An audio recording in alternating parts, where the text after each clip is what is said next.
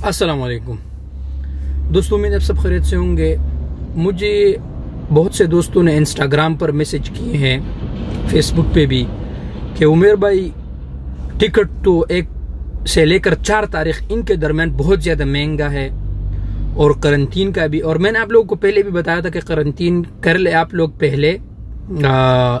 अपना बुकिंग करवा ले, ये रोज़ बरोज़ जो है ना ये महंगा हो जाएगा। लेकिन एक बात है दोस्तों कि अभी 5 तारीख को थोड़ा टिकट जो है ना वो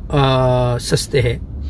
रियाद पेशावर के लिए इस तरह। अब दोस्तों मैं आप लोगों को एक बात बताता हूं कि आप लोग कोशिश करें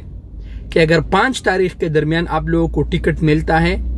तो ठीक है, 5 से लेके 10 और 10 से फिर 14 तक इन दिनों में इंशाल्लाह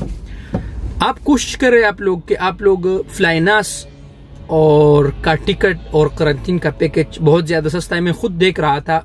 कुछ वक्त पहले, उनका टिकट भी सस्ता है फ्लाइनास का,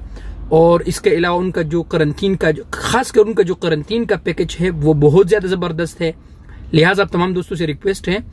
कि इंशाल्लाह कल मैं चेक करके ही आप दोस्तों के साथ वीडियो भी शेयर करूंगा कि आप लोग उसका पैकेज लेके अपना करंटीन ऑनलाइन खुद बुक कर ले, तो आप लोगों के लिए कम से कम 50 से 60 हज़ार रियाल का फायदा हो सकता है उसमें।